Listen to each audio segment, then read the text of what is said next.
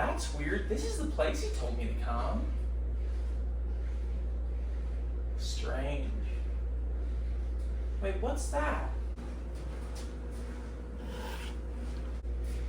Say the bison like Don Henley 3 times and he'll appear? Oh well, let's give it a shot. All right, here goes. The bison like Don Henley. The bison like Don Henley. The bison like Don Henley. Wait. What's happening? What's happening?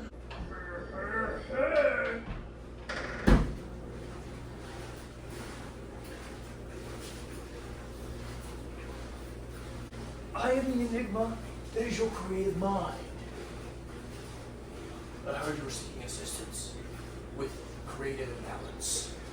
Why, yes, but why did you come from the laundry room? That is how I enter the realm of the real world, from the realm of imagination. I have not been feeling creative and I need some inspiration. Can you offer some to me? It is advice you seek, young man. Well, the best advice that I can give. Give the people what they want. But I'm confused. What do the people want? Well, your how-to and review videos usually do the best. That is what the people want. And you shall give them what they want. Because the people are the mission. My how-to and review videos? Well, I guess that one about the cooler and the one about the hiking poles did really well, so I guess you're right.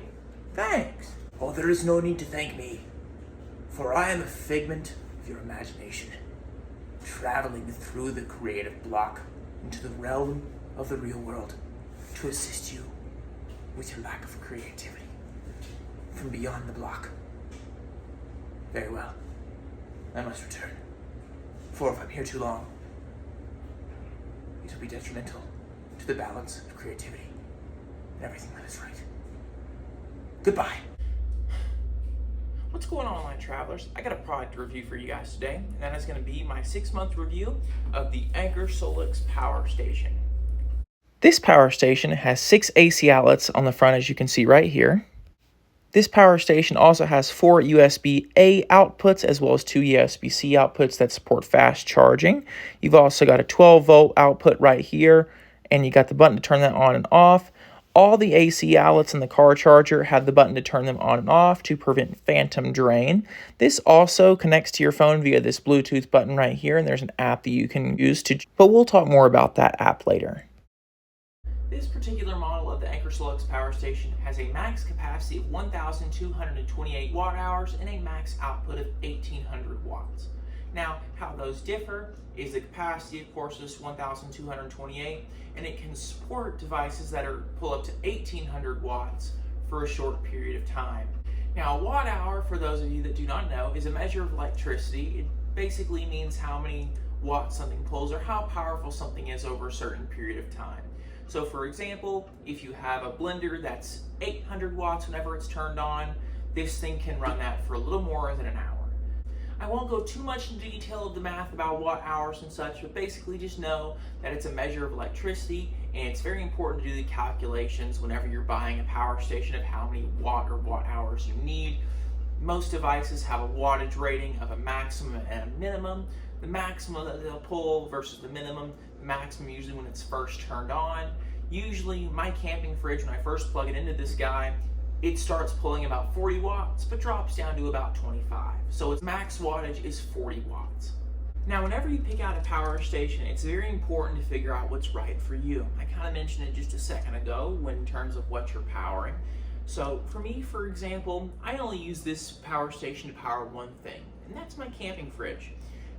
If I'm on a longer trip, I may use it to plug in my laptop occasionally, but mainly it just powers my camping fridge. Now on the road, there's a few different ways to charge this guy. Now the first and primary way to charge up this power station is going to be from your wall plug, which is this thick cable right here that comes with it. Now, this power station will charge at a rate of 1,000 watts from 0 to 80%, and then from there charge at a rate of about 200 watts. The reason it only charges for at 1,000 watts till about 80% is to protect the battery. Further than that, you risk damaging the battery and the cells. Now, one very important thing to make sure of whenever you are charging up this power station with a wall outlet is that you're not pulling too much electricity from the outlet. 1,000 watts is a lot of power, and especially if other things are plugged into one outlet, it may trip your breaker. So it's a very good idea to plug it directly into the wall, not into a surge protector, and make sure that nothing else is plugged into the outlet. Now, the second method that you can use to charge up this power station, and probably the one that I use the most, is the car charger. It does come with a cable that plugs directly into the back of the power station, and with a cigarette lighter output so you can plug it directly into your car. Now, I never charge it up fully in the car as it takes a very long time. With my estimations of how long I've let it charge, it will probably take about 13 consecutive hours being plugged into the car to charge from 0 to 100%. Of course, charging it in the car is not the fastest way to do it, but if you're like to drive like me, it's probably a pretty decent method. Before I go any further, one thing that I cannot stress the importance of enough whenever charging this thing up in the car, do not ever charge it off of one of those 12-volt outlet splitters that gives you multiple 12-volt outlets. Don't ever do that, because those are not rated for the amount of wattage that this pulls most of the time. So do not ever use one of those. Plug it directly into the 12-volt outlet in the vehicle. Don't ever plug it into one of those. That's a good way to start a fire or cause other various problems. Like I said, starting a fire, causing electrical problems within your vehicle. Don't ever do that. Now, the third method that you can use up to charge your power station is going to be from this socket right here, which is also the one that the car charger plugs into, and that's going to be solar. Now, I won't talk much about solar just because I've never used it with this power station, but what I will say is that Anker does sell solar panels with this power station. I think it's a little bit overpriced, but it is a plug-and-play system instead of making your own system with a charge controller and everything. So if that's the route that you want to go, then that's perfectly fine. You do whatever you feel is right, what you feel is best fit for your camping experience. But personally, I think the solar method, at least the one that they offer, is just a little bit overpriced. But it's very plug and play, like I said. You can just buy the panels and you can connect a bunch of them together, charge this guy up. I believe you can connect 3 of them together to charge this thing up in about 3 hours of direct sunlight. Don't quote me on that, but I'm pretty sure it's pretty close to that if you get a couple of 200-watt solar panels and you can connect them together. But I think it's a little bit overpriced, and for me, personally, I drive enough whenever I'm camping or I'm going to places enough that I don't really need to have solar. But if I was to go in the backwoods or boondocking for about a week, it might be a useful tool to where I don't have to go out and about and drive around a bunch. Now I'm going to talk about some pros and cons of this power station, and I'll start off with the pros. A very neat pro about this power station is the LCD display here on the front and all the information you're going to get from it. Now this is going to tell you things like how much charge you have left. It's even going to give you an estimation of how much time you have left based on how many watts you're pulling. So for me, I run a fridge. That's not entirely accurate because fridges are not running all the time, but it's a pretty good estimation, and you'll know if you have enough electricity to power things like your TV. And you can see right here, this TV, while it's turned on, is pulling 18 watts. So, and I've got about 4 hours of watch time, so maybe a Star Wars movie and a half.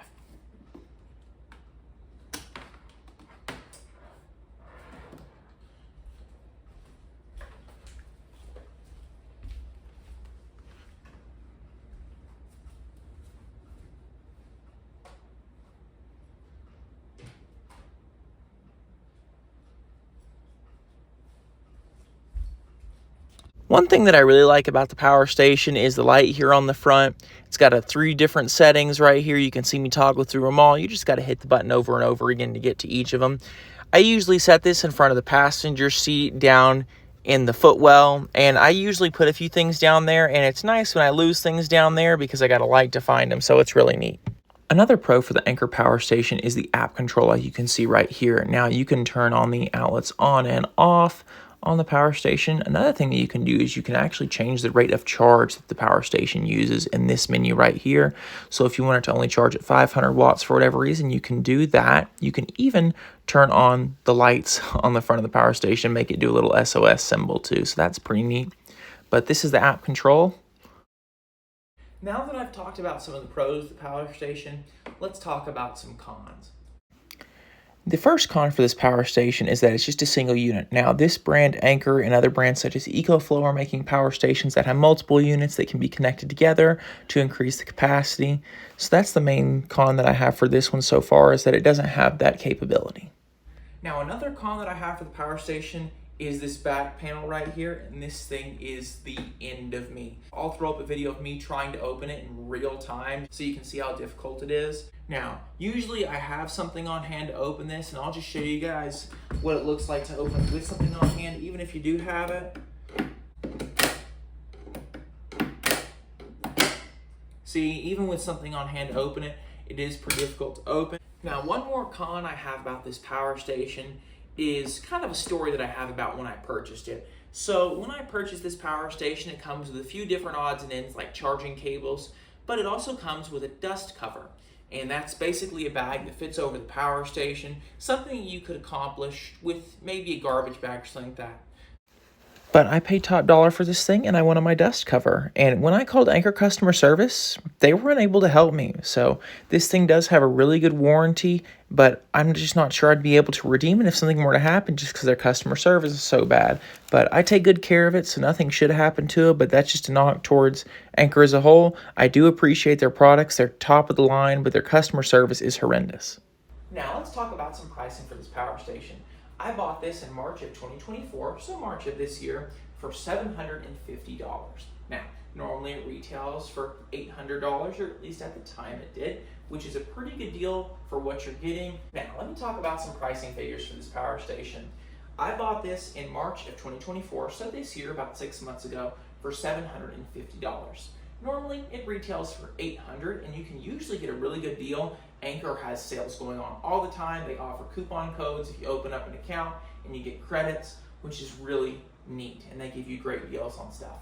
So, but I really trust their batteries. I think they're the best in the business, or one of the best. So I definitely trust them more than a company like Jackery, just because Anker has that reputation. Although Jackery does have a good reputation, Anker I feel like is a better price point for what you're getting. And also they almost exclusively use lithium iron phosphate batteries, which deteriorate less over time, versus lithium ion batteries, which Jackery and Goal Zero primarily use, which are two other companies that are out there. But my personal recommendation for this battery is this is a long-term purchase, or for someone who likes to do a lot of camping, just because this will last for a long time. If you're maybe going camping 2 or 3 times a year and using your battery just as many times, you're perfectly fine to purchase something that's a little bit lower in price point, like a Jackery or Goal Zero, or maybe a non-name brand, because those are going to deteriorate faster, but you'll still get a good enough use out of them over time. This battery is going to last for a long time. It's got rated for 3,000 charge cycles to 80%, which means I can charge this thing from 0 to 100 3,000 times before it really starts to lose a serious amount of battery life, which is best in the industry, world class. But anyways, that's my 6-month review of the Anker Solix Power Station. If you guys like what you saw, hit that like button, maybe consider subscribing. Maybe we'll do some other reviews, some of the other stuff that I have, but that's going to include it for today. Hope you guys enjoyed, and thank y'all and travel light, and I hope you like that little skit at the beginning. And one more thing before I go. I don't actually know if the bison like Don Henley. That question may never be answered, and will stand to the end of time. Like the meaning of life, what happens after death, and what I had for breakfast this morning.